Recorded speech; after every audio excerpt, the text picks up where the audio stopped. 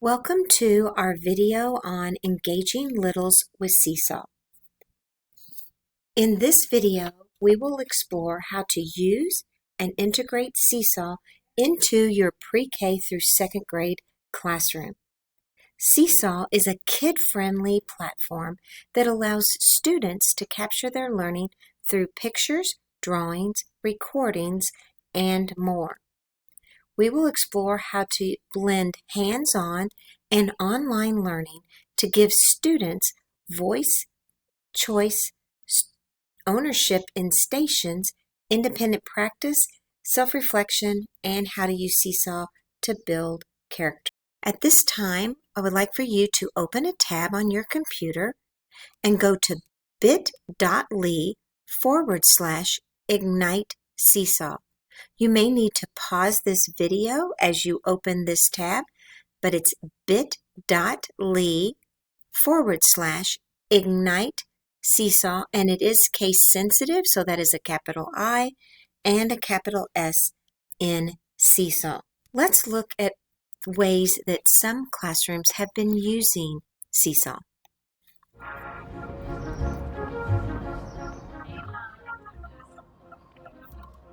I love when that light bulb, that aha moment happens. When they've been working really hard and all of a sudden that light bulb goes off and that click of, oh, I get it now. I'm looking for new ways to engage my students every single day. Seesaw, hands down, is the best thing that has ever happened to any of my third grade classrooms. Whether it's math, writing, social studies, in art class, in music class, it works for everything. There's so many different ways that a student can create. They can take pictures, they can do drawing, they can record, and then have to go a step further and explain their thinking in a way that really cements the learning. Seesaw helps me because it gives me that immediate feedback of how the kids are doing. It helps me find those misconceptions in their lesson and then the following day to reteach those concepts that were missed. The Seesaw Activity Library is a go-to almost every single day. I love that I can get so many different ideas for activities that I can use right there in one spot. Students love Seesaw. They get very proud of their portfolio and they like to share it with other people. I saw that. I was at work at a meeting and my little notification popped up. I use the Seesaw Family app both at home and at work. It really helps me give an insight of what Ava is doing, not only in class, but also the way that she's thinking and her process, and I think that's priceless.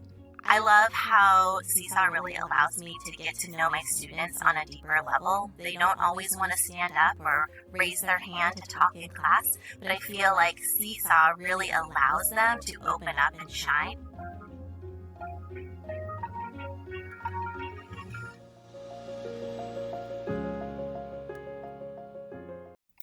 So what is Seesaw? As you saw in that video, it's a great way to give all students a voice. It allows them to explain their thinking, and it helps the teachers see their processes and how they are understanding what they are learning.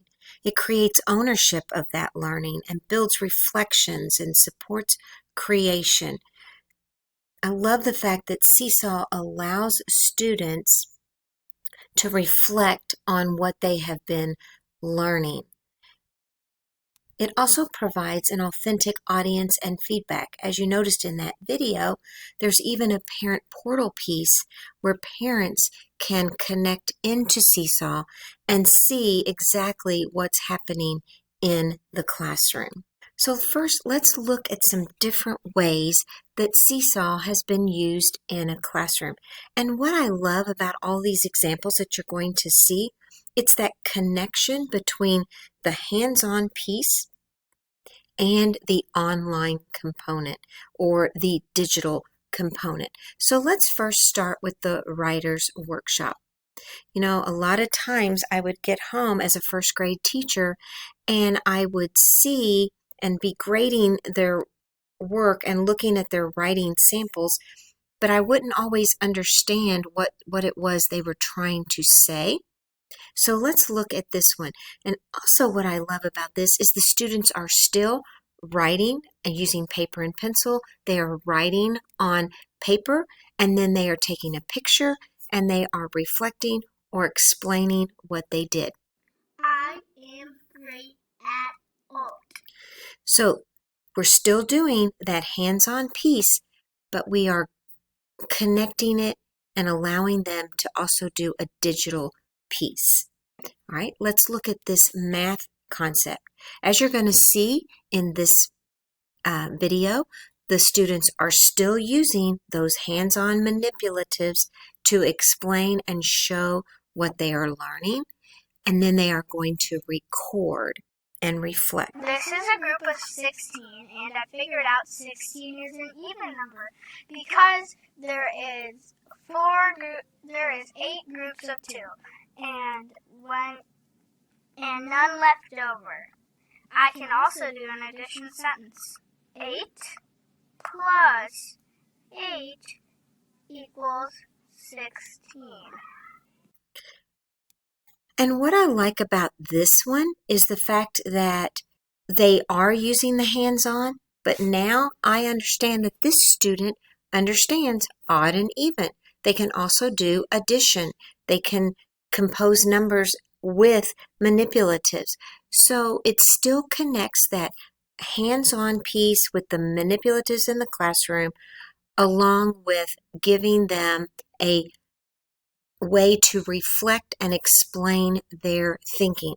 Think about our standards-based report card, and now the teacher can use these examples that the students have been posting in Seesaw to justify how they're deciding whether they're going to give the student a 1 on the standards-based report card, or a 2 or a 3, but it also allows the teacher to have documentation and justification as to why they gave that grade. So when the parent comes in, the parent also has the ability to look at the student portal part, and they can see, oh yeah, I understand now why my child got a 1 on that activity. All right, let's look at science.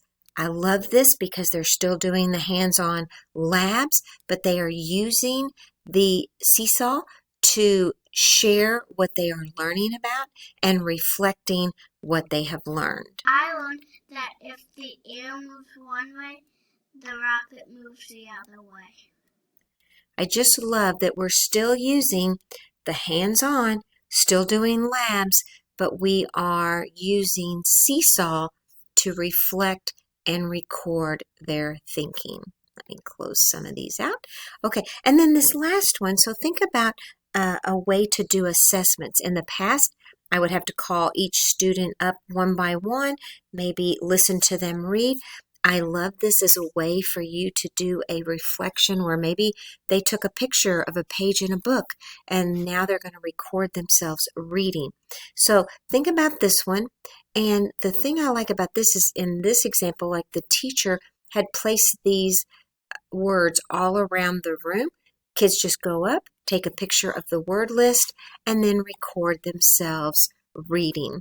I can read this week's sight words. There, about, explain, school, were, because, able, between, different, couldn't.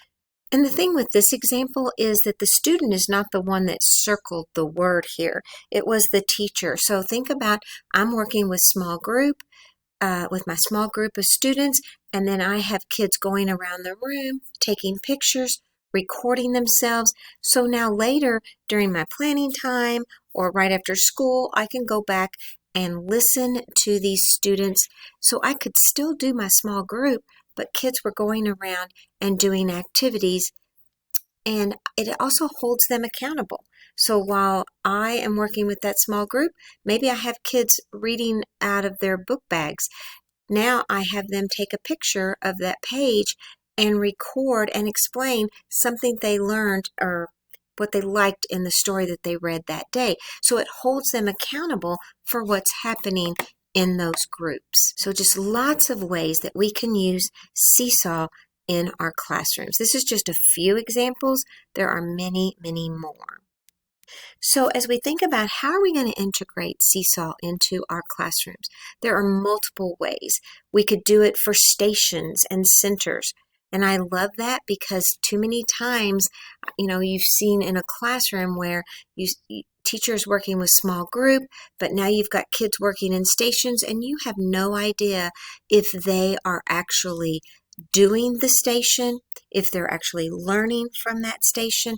So now hook in Seesaw to that station as an accountability piece, and you can then go back and listen and see if the students have actually been learning. So it holds the students accountable for their learning.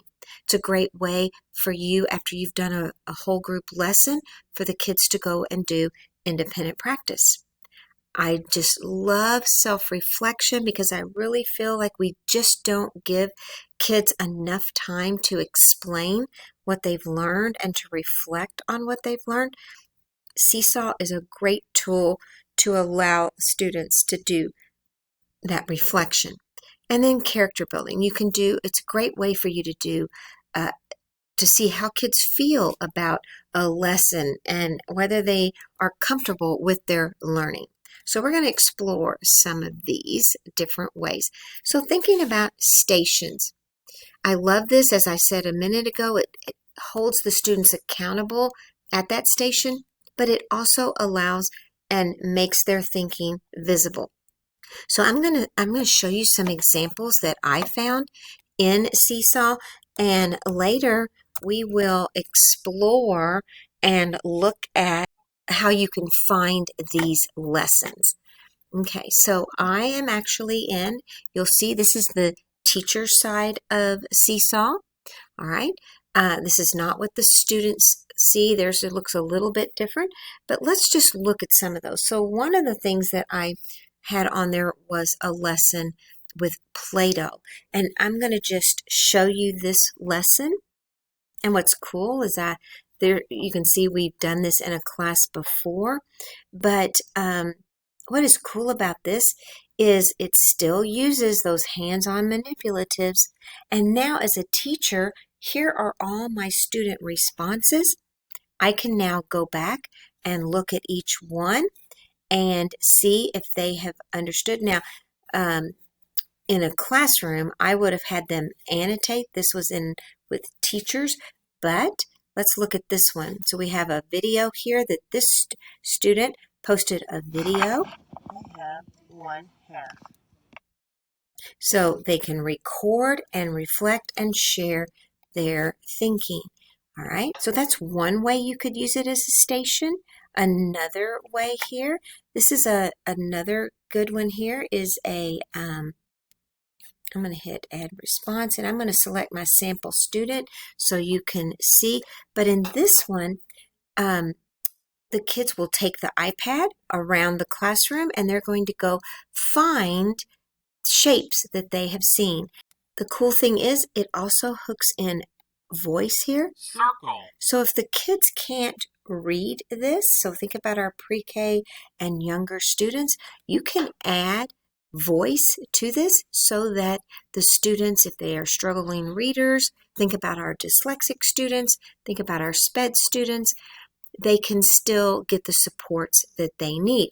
But the cool thing here is it's telling them to use the camera, which is right over here. Then they're going to take a photo.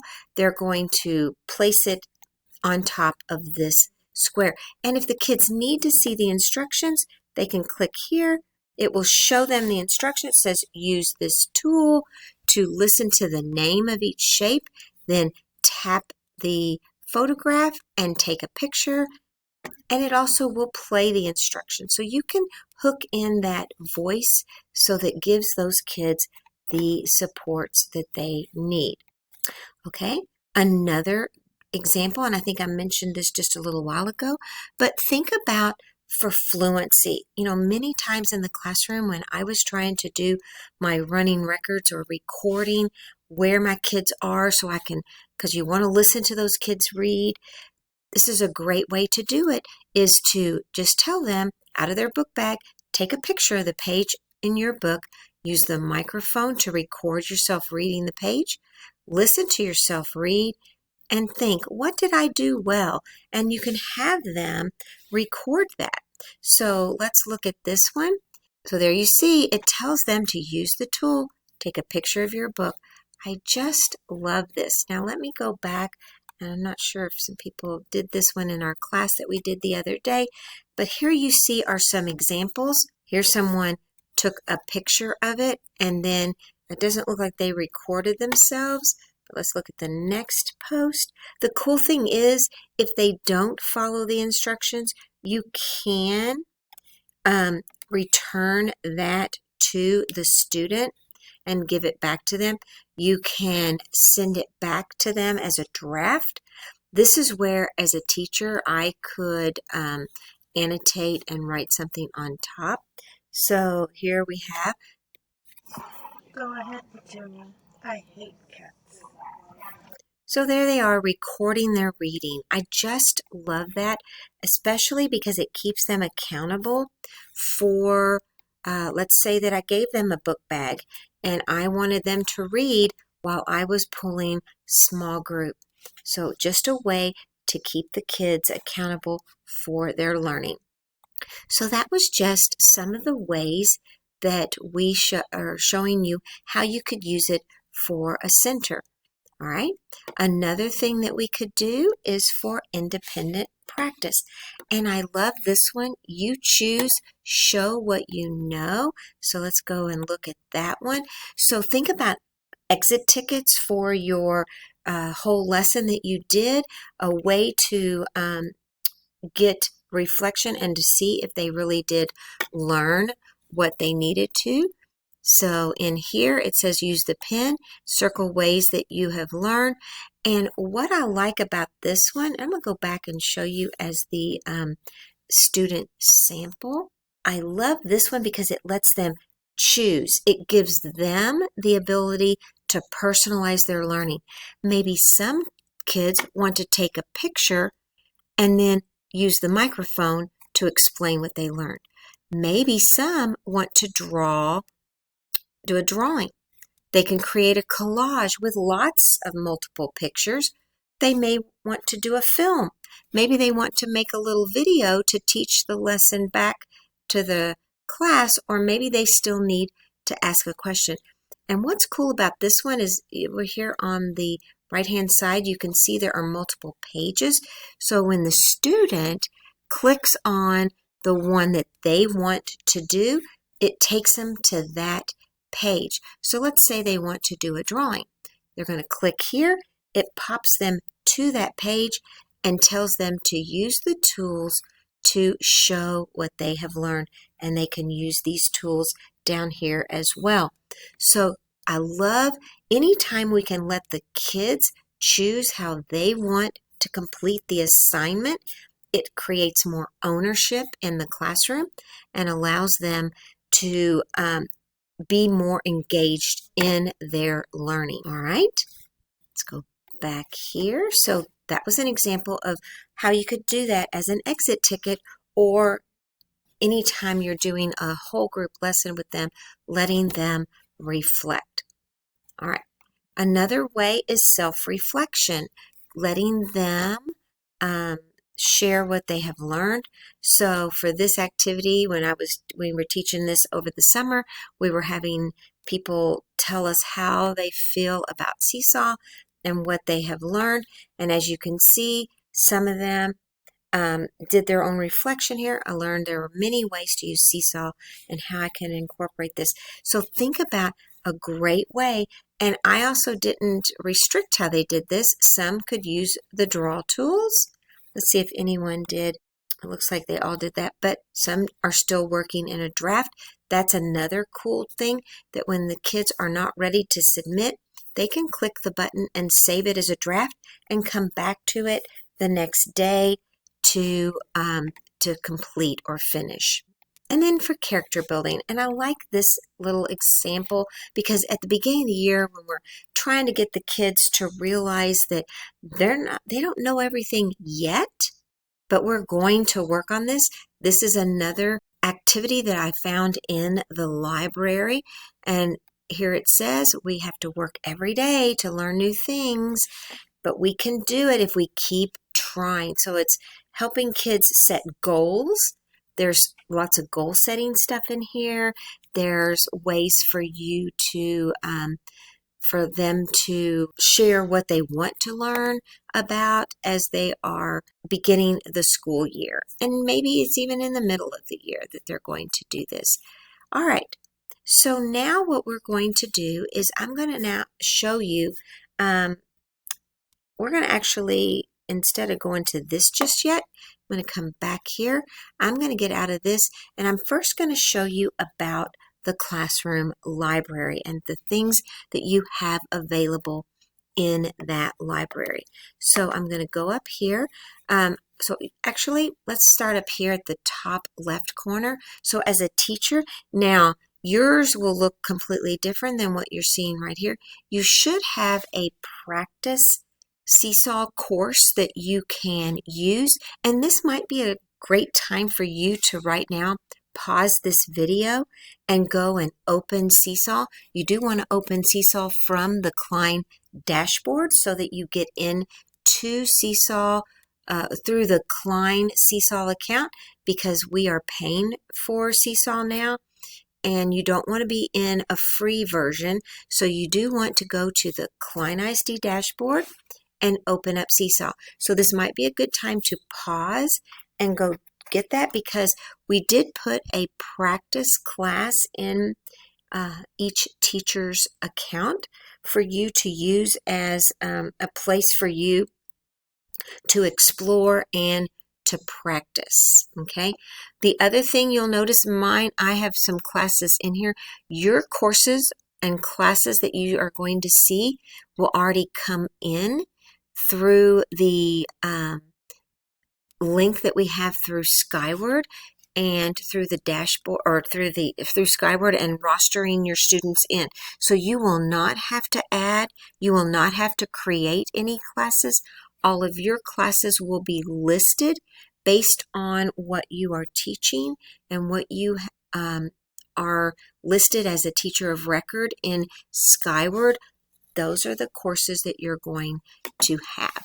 All right, so pause the video, and then I'm going to let you come back when you are ready, and we are going to explore the library. So hopefully you have opened up Seesaw, and now the first thing we're going to do when you get in here is let's click up here at the top. Let's go ahead and click on Library, and let's look at what we have to offer in the library. Now mine is defaulted to first grade because that's what my account is set up to, because as a first grade teacher, so that's what you're going to see. I love how, and as I pull this down, you'll see that this will change based on the time of year. So right now it's, when I'm creating this video, it happens to be summer and it happens to be June. So if I'm in the classroom and I'm looking for something, I can easily find it here. So I can explore the Seesaw library this way by going to different content areas. You'll also notice that Seesaw has lots of lessons already created in Spanish as well. And then as I scroll on down, it's telling me that right now, this is what's popular in first grade lessons, what people happen to be using a lot of at this time and place. But let's not go to any of those just yet. Let's just explore the little tabs that we have up here first. So over here on the left-hand side, let's go to Community Library. This is another place for you to go and find topics that happen to be current. And then as you scroll down, it'll show you some trending searches and things. Once you find a lesson, let's say that we have explored this, you can add it to your library. And that's what you're going to want to do as you're finding lessons. So let me show you. I'm going to just click on this one that says patterns. It opens up. You'll notice that I have the ability, once I'm in here, I could immediately just go and assign this lesson. If I want to keep it so I can kind of get back to it later and put it in my library, I can click on this little heart right here, and I can add it to my library. I also love this little button here, Present to Class. Maybe some of these lessons that I find is one that I want to do whole group and not have the kids in Seesaw. And maybe I have them all in front of my Clear Touch panel in my classroom, and they're all sitting on the carpet, and we're going to do this lesson together. I do have the option to present to class. So now let's look at how we're going to add it to our library. If I want to add this to my library, I can click on the little heart. So I'm going to click this, and you're going to notice that this pops up. Now yours will not have all these yet, unless you've been to a training that I've already done this summer. It's a way to organize your lessons. So I have created some areas or some folders that I want to put my lessons in. To do this, because yours is probably blank, yours might say start a collection, but you can either click on the little plus, or if it says to add to your library, I'm going to say add, and I'm going to add a new one. Let's do, I'm going to put digital learning. And I say create, and now I have another content folder. But that one was on patterns, so I'm going to put this one in my math folder. What I would do, since you all are just getting started in Seesaw, is I would make all my little content areas. Now, in one of the trainings this summer, someone said, well, maybe I don't want it all in one math. Maybe you want to organize it by topics, but I would definitely think about, how do I want to organize my Seesaw? You can do it by core content. You could do it by different topics, like maybe this is all on place value, maybe this is all on magnets, maybe this is all on helpers, or whatever it is for social studies that I might be working on.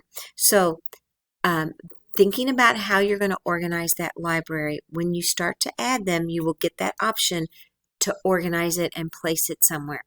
Okay, so the school and district library, we have not started all this yet. Hopefully we will start, but this is a way you could add something to your school library, and we're going to explore how we're going to add to the district library. We've already looked at the Seesaw library tab right here. And now I'm going to go to my library. And here are the ones. Now it shows my recent ones, and you can see I can view all. I'm going to scroll down just a little bit, because here's where I want you to see are my collections. And it shows that I have 55 activities that are not in a collection. And that's because when I first started playing with this a few months ago, when I knew we were going to be getting Seesaw, I just started adding things to my library, didn't think about that content. So I'm saying now, I would organize and think about how you're going to do that. And I think you can, let me see. Oh, I'm going to click on activities not in collection, because I believe when you're in here, you can see these little organize tabs. So I can click on that, and I can quickly go and see how it disappeared. That's another one that I know is math. I'm going to organize this for ELA. So if you have not been organizing them, you can do that at any time. The other thing is, like these, maybe, because that's a reflection, maybe I want to also have a category called exit tickets, and I'm going to create that one. And maybe I also want to create a collection called reflections, and so I can organize things that way as well. So just lots of ways to do this. I'm going to encourage you to explore these daily routines, because there's a lot of cool things in there as well. All right, so that's how to organize your library. Let me move this out of the way. And so I'm going to get out of my library for just a minute. Oh, actually, let's go back. Nope, scratch that. Let's go to Seesaw Library for a minute. I also want to show you how you can search by standards. So I'm in here. I'm going to say search by standard. It's going to pop open, a new tab, and I'm going to say search by standard, and then I'm going to select Texas, oops, right there. I'm going to search, let's look for a math lesson, and let's do a first grade, and I say search, and then it's going to pull up the Texas standards. And as you can see, so let's look at this one. So this one has, it looks like 7 activities that go with this standard. I'm going to scroll down a little ways. There's recite numbers forwards and backwards. Let's look at this one for just a minute. There's more daily routines, but then here's also practice counting to 120. So let's say that I am looking for something. I'm going to go open this up. You notice it did not lose my tab here. It gave me a new tab so that if I don't like this, I can close that out. But it's looking like it's going to bring me to my lesson. Oh, it's one I already have saved because I like it. But so here it shows me what that is all about. And once again, I love the fact that you can at any time present it to your class whole group if you needed to. All right, so I'm going to close this tab, but that's how to search by standard. The other thing you can do, let's go up here to search by curriculum. So maybe, let's look at math. I know we use Go Math, so here it shows some correlations between curriculum resources that we might use. I'm going to click on Go Math. It's going to pull it up, and it's going to show me the standard, and then it's going to, so it kind of hooks in that digital resource or that resource that we currently use in our classroom. So there's lots of things here that you can do. All right, so this is on how to search by standard, and once again, I got to that by clicking on the Seesaw library and clicking right here to search by standard. All right, so let's get out of the library for just a second. Go back to Seesaw. One thing you need to know is that when you open Seesaw and you make an assignment, the default is for you to approve all of the posts before the students can see them. So other students, because one thing is the students can see these and they can review them when they go here over here on their journal, which is where it pops them to. So you see how it shows all of these. They can, oh, there's showing me I have 4 to review, so maybe I can't see it there. I've got to go here. When I click this, it's showing me that I can approve. Now, one thing I want to show you is you can approve them one at a time by going in here and doing this, or you can do it by saying approve all. So I'm just going to do this and approve all of them that came in. All right, so that's one thing. Another thing I want to show you though is if you know your class and you know that they're not going to be typing something that's not appropriate, you have to know your students. You can turn that off so that you don't have to approve them and they all go through. Let me show you where that is. So over on the right hand side is the little gear. Now Seesaw does recommend you leave this turned on, but like I said, that's something you can make a decision on based on your needs and your students. One thing I also like to turn on is allowing kids to see each other's work. So if that's not there, the other thing you might want to turn on is their ability to like other people's posts. You can also turn this on or off. Now this is another one based on your students in your classroom. Maybe you want to not have this turned on. That's up to you. You know your students better than anyone else. So I'm going to come down and right here where it says new items require approval. The default is for that to be turned on. But you can turn it off and toggle it off. I do like to keep that enable student sample or sample student because I do like to sometimes show the kids how to complete something. I can do it as that sample student. So once again, to get to your settings, it's the little wrench over in the top right hand corner. You click there and you can turn some things on and off over there. So now let's look at how you can actually add a lesson or create your own lesson. Now let's go back here for just a second. I want to show you, it says here I've got the instructions. Click the green plus sign, click on create new activity. So you do have these instructions if you copied that bit.ly down at the beginning. Another thing that I want to show you is on this next slide, we also have little icons. So Seesaw has the ability for you to get those little icons into your instructions, which makes it so user-friendly for our youngest learners. I'm just going to click on this and show you.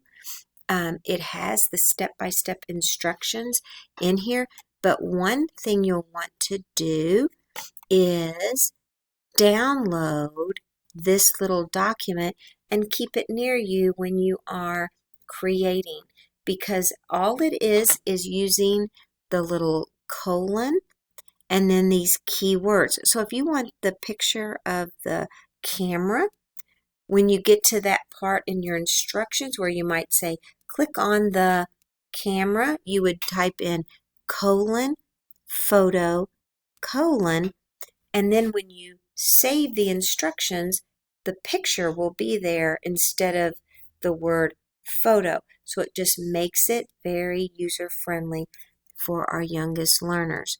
And they're all here listed, exactly what you need to type. So I do have those instructions there. The other thing that I love with Seesaw are the frames. Frames are a great way for you to be able to direct the kids where you want them to add something. So right here, when you just click on add template, and we're going to look at all this. See, these are frames. So it says click here to take a photo. So the kids would just simply click on this box, and we already have that tool set up for them to use. Here we want them to type. So we've already got it set up. And we do that with this here. So I'm going to show you how we can do all this in just a second, but I did want to draw your attention to the slideshow that I gave you earlier. And once you're in here, please make sure you either bookmark this slide presentation by using the little star right here, or go to File, make a copy of the entire presentation, and that will save a copy of this into your own drive. Okay, but let's go back to Seesaw and let's look at how to create a lesson. We're going to click on the Add button, and I'm going to say Assign Activity. It's going to immediately take me to my library if I want to find something there, but I'm going to show you how to create a new one. Now, what's great about all these lessons that are already created is I would actually start there if you're just learning how to use Seesaw. Use these and then edit them and tweak them and make them your own. But if you're ready to branch out and make some of your own, you're going to click on Create New Activity. Here's where you would type the title, and here's where you would type instructions. So click on, and I'm going to do photos like this. All right. I'm going to put that in there so you can see how it's going to put that picture in there. Now, we've had several teachers get confused at times because they think that right here is where they would upload that PDF, or they would upload their template that they have that they want to be the background on their Seesaw activity. But this is just for the instruction piece. All of this up here, right here, is talking about student instructions. You have to see how it's kind of hidden down here. You're going to scroll. So if anything you want to add as the backdrop to what your kids are going to create on top of is right here. So you're going to click on Add Template. Now, it's bringing it up here. Maybe I want to upload a PDF, but if I like those frames and maybe I want the kids to use that camera, you saw where I said click on photo. So I'm going to click on this drawing for just a second, and I want to show you right over here on the left-hand side are the frames. They look like this. So I'm going to put that photo frame right there. Now, another one that I love, besides this one, I love them all, but let me show you this one. Let's say we want to give our students choice on how they're going to do it. If you scroll all the way down, this one right here is student choice. So I'm going to make it a little bigger. And what's cool about this is maybe I teach pre-K. So I don't want them to upload a file. And I know my pre-K students are probably not ready to start typing. So watch what I'm going to do. Down below right here are the three little dots. I'm going to click there. I'm going to go to Tools, and I'm going to remove the ability to upload. I'm going to remove the ability to label with that text box. Maybe I don't want them to record. Let's take that one off. So maybe I've got these three. I either want them to use the microphone, I want them to use the video, or I want them to use the camera. So do you see how easy that was to adjust this to meet the needs of my students? Now I'm going to lock all of this, so now it's locked here. So the kids, when they go into it, now I'll still be able to move it, but well, actually I can't move it. But oops, the students, and see how when I click there, they only have 3 choices now on what they can add to this box. But locking it prevents the kids from being able to drag it around and drop it wherever they want. Okay, let me show you something that you can do with a text box. So I'm going to, there we go, I had to click off. Okay, so I'm going to put this over here because what I want to show you is maybe I'm just going to put the word practice, but I want to show you some different things you can do with your words. So I'm going to click off to get the 3 little dots. I want you to notice here on your choices with these 3 dots. Once again, I could lock it, but what I want to show you is this. So right now it's on classic, but maybe I want this style. Maybe I want this. Maybe I want this one. So you do have a few choices on your text here. Also, what I also like is right now it's put a little border around my box. It has also made that black. Okay, I could click over here and change the color of this box. All right, so I could do that. I like this one too, where it then fills in the box and does it a different way. There's this style. So you have some choice on how you are going to fix this. You can also change the alignment as well. Now, order is where you're going to bring something forward or backward on your page. Here's where you add voice. So maybe I want to record this and read the word practice so that the kids would have that.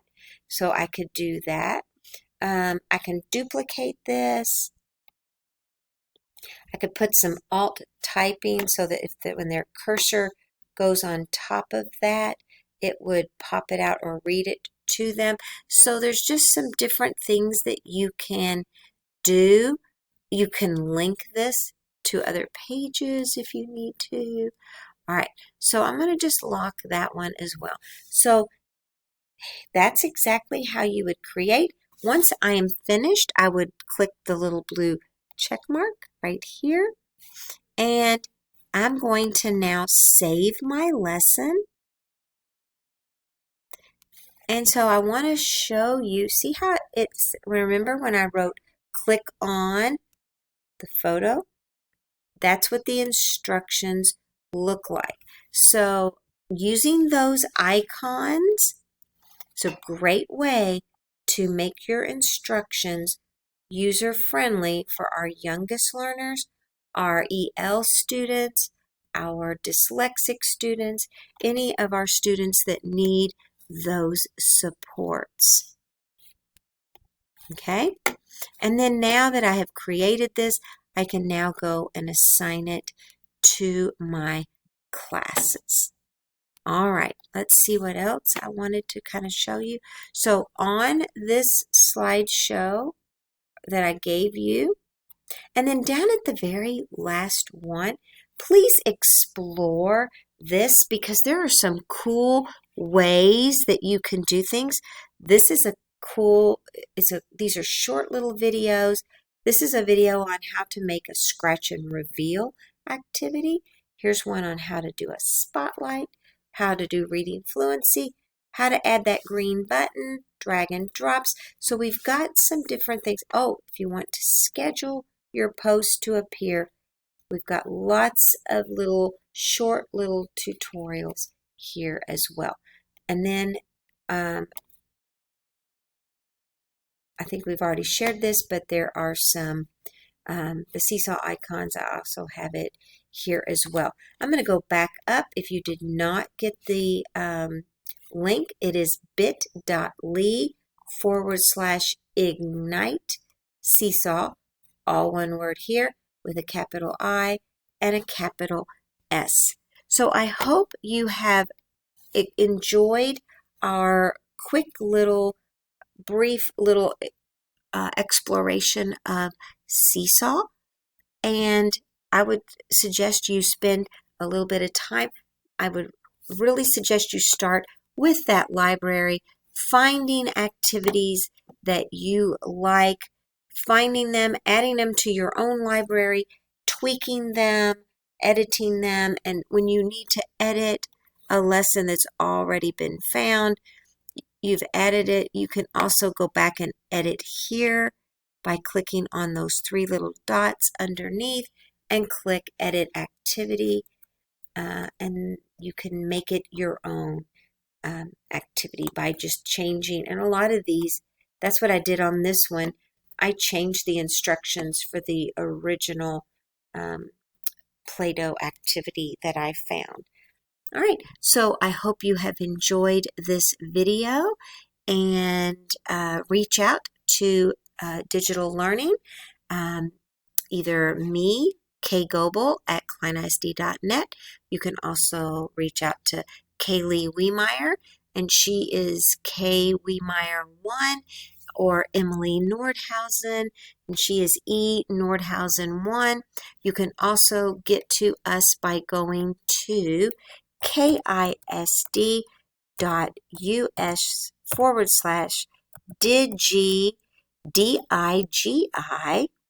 learn. This is our website where you can find lots of on-demand support, instant checklists. You can see our upcoming face-to-face. You can also view past webinars. But if up in the top right corner, if you click on Campus Support, scrolling through there, you can also find links to to us, so you can email us, and you can also scroll in here to find the person that you can reach out to for more additional support on your campus. So you have a wonderful day, and hope to see you soon in one of our many trainings.